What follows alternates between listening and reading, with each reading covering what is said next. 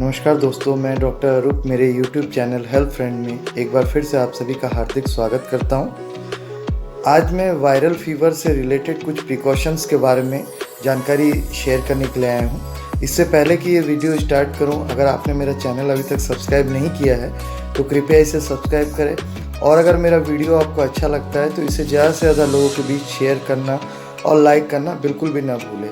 इस वीडियो को देख लेने के बाद आपके मन में किसी भी प्रकार की जानकारी या किसी भी अन्य प्रश्न के बारे में आप जानना चाहते हैं तो आप कमेंट बॉक्स पर कमेंट करके ज़रूर भेजिए। मैं आने वाले समय में विस्तारपूर्वक आपके सभी प्रश्नों का उत्तर देने की पूरी कोशिश करूँगा। आमतौर पे वायरल फीवर जो है ये फ़िलहाल पूरे भारतवर्ष में सीजनल फीवर के रूप में प्रचलित है, और इस वक्त में काफ़ी प्रांत में बच्चे जो है वायरल फीवर से पीड़ित हो रहे हैं। कोविड के सेकेंड वेव और थर्ड वेव के बीच में हम चल रहे हैं। कई वैज्ञानिक और कई विशिष्ट चिकित्सकों का मानना है कि थर्ड वेव कोविड का आने वाला है, जिसमें कई बच्चे ही इसके शिकार होंगे।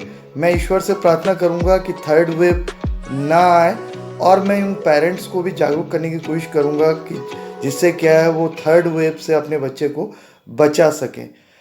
आमतौर पे वायरल फीवर जो है वो बच्चों को ज़्यादा प्रभावित करता है, जिसमें बच्चे बुखार से पीड़ित होकर के बुखार के साथ साथ शरीर का टूटना, सर में दर्द महसूस होना, बॉडी में रैशेस होना, खाना पीना छोड़ देना, एकदम कमजोरी महसूस करना, इस तरह के लक्षण सामने आ जाते हैं। तो वायरल फीवर का जो आक्रमण है अधिकांश बच्चों में होता है। तो पहली चीज़ है कि बच्चों को जो है थोड़ा सा ज़्यादा ध्यान देना चाहिए पेरेंट्स को।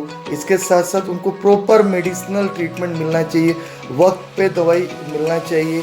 ऐसा ना हो कि सेल्फ ट्रीटमेंट कर रहे हैं, खुद से आपने मेडिकल शॉप में जा कर के एंटीबायोटिक्स या एंटीपायरेटिक दवाई ले लिया है।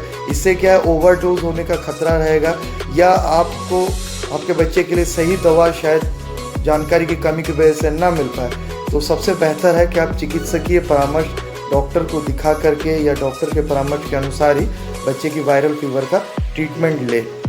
दूसरा अहम पहलू है क्लीनिनेस, साफ सुथरापन। अगर क्लीनलीनेस नहीं रखेंगे, साफ सुथरापन नहीं रखेंगे, तो कई बार क्या है बच्चों को फीवर और उसके साथ साथ कोल्ड कफ की टेंडेंसी बन जाता है।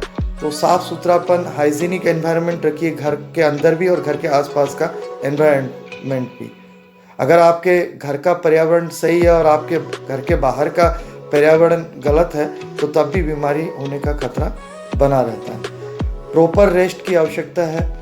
किसी भी बच्चे को अगर वायरल फीवर हो रहा है तो उसको इंडोर रखने की कोशिश कीजिए, उसको आप दवाई टाइम पे दीजिए, उसको प्रॉपर मात्रा में लिक्विड ORS या फ्लूइड्स या पानी की मात्रा प्रॉपर पिए, वो इस बात का ज़रूर ख्याल रखिए। पेरेंट्स को ये ज़रूर इंश्योर करना चाहिए कि बीमारी के वक्त, वायरल फीवर के वक्त जो है बच्चे इधर उधर ना घूमने जाएं और आउटसाइड खेलने ना जाए, जिससे क्या है एक बच्चे से दूसरे बच्चे को ट्रांसमिट हो सकता है, फैल सकता है, जिससे क्या है समाज में एक संक्रामक रोग के जैसे ये फैलेगा। तो ये अच्छी बात नहीं है। साथ साथ पेरेंट्स को ये भी इंश्योर करना चाहिए कि बच्चा जो है ऐसी जगह पे ना जाए जहाँ पर वायरल फीवर प्रिवेलेंट है, उस समय फैला हुआ है उस स्थान पे। किसी परिवार के पारिवारिक काम के सिलसिले में भी या रिश्तेदार के वहाँ विजिट करने के लिए भी अवॉइड कीजिए अगर उस परिवार में किसी को बुखार हो रखा है।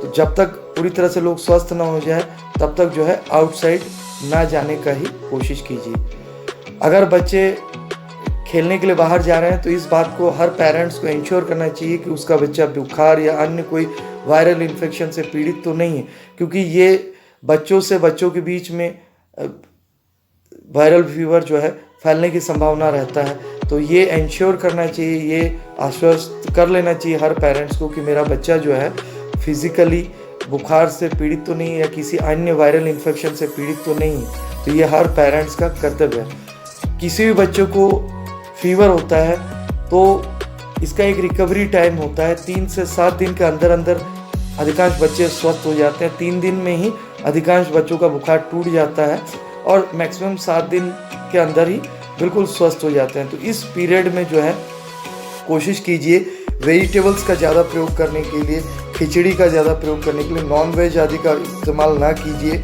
फ्रूट्स दिया जा सकता है, रॉ फ्रूट्स का ही प्रयोग कीजिए, फ्रिज वाले आइटम का प्रयोग ज़्यादा ना कीजिए, पानी भी गुनगुना पीते रहिए और कोशिश कीजिए कि जो रूटीन लिक्विड की मात्रा है, फ्लूइड्स की मात्रा है, थोड़ी सी इंक्रीज़ कर देना चाहिए बुखार के पीरियड में।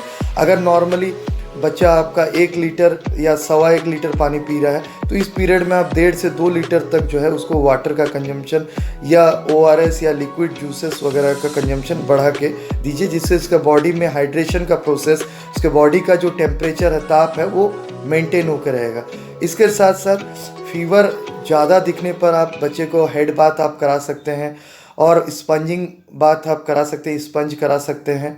इसके साथ साथ ज़्यादा फीवर की स्थिति में आपके डॉक्टर द्वारा सजेस्ट किए हुए एंटीपायरेटिक दवाई की सही मात्रा जो आपको बताई गई है, उस मात्रा का आप ज़रूर प्रयोग कीजिए। कोशिश कीजिए थर्मोमीटर आप घर में रखिए, उसको चेक कर लेना चाहिए। 99 से प्लस वाले जो टेम्परेचर शो हो रहा है, 99 फ़ारेनहाइट से ज़्यादा अगर शो हो रहा है तभी आप बुखार की दवाई दीजिए। अगर 98, 97 है तो उसे बुखार नहीं माना जाएगा। और आप ये ज़रूर इंश्योर कर लें कि बुखार हो तभी बुखार की दवाई देनी है, अन्यथा नहीं देनी है। और मैंने शुरुआत में भी कहा है कि किसी भी प्रकार की स्टेरॉइड या एंटीबायोटिक्स का आप खुद की जानकारी से ना परचेस कीजिए और ना ही दीजिए बच्चों को। इससे बच्चे का इम्यून सिस्टम वीक होगा और उसे रिकवरी करने में दिक्कत आएगा। उसके साथ साथ बुखार के साथ साथ उसे डायरिया, डिसेंट्री या इंडाइजेशन या कई तरह के और कॉम्प्लिकेशन आने की संभावना बनी हुई रहती है। तो मैं आपसे जिन चीज़ों के ऊपर जानकारी साझा किया है, मैं उम्मीद करता हूँ इस जानकारी को आप अपने ज़िंदगी में या अपने परिवार में इस समय पे अप्लाई करके अपने बच्चे को और अपने परिवार को सुरक्षित रखने का पूरा प्रबंध करेंगे और अपने देश को 3rd वेव कोविड से भी बचने के लिए भी मास्क का प्रयोग करने की हैबिट बच्चों में डालिए। हाथ बराबर पानी से धोता रहना चाहिए। सैनिटाइजेशन के प्रोसेस जो है और कोविड एप्रोप्रिएट बिहेवियर, जिसके बारे में पहले के कई वीडियोस में मैं जानकारी दे चुका हूं, उन चीज़ों का पालन का भी हैबिट बच्चों को डालिए, जिससे हमारा परिवार, हमारा समाज, हमारा देश जो इस पेंडेमिक के दौर से गुजर रहा है, उस दौर से बहुत जल्दी से जल्दी जो है सुरक्षित रूप से बाहर आ सके। मेरे द्वारा दी गई जानकारी के अलावा अगर आप मुझसे प्रत्यक्ष मिलना चाहते हैं तो मेरे तीनों क्लिनिक्स के एड्रेस और मेरा व्हाट्सएप नंबर यूट्यूब प्रोफाइल में दिया हुआ है, आप वहां से भी मुझ तक संपर्क कर सकते हैं। धन्यवाद, नमस्कार, जय हिंद।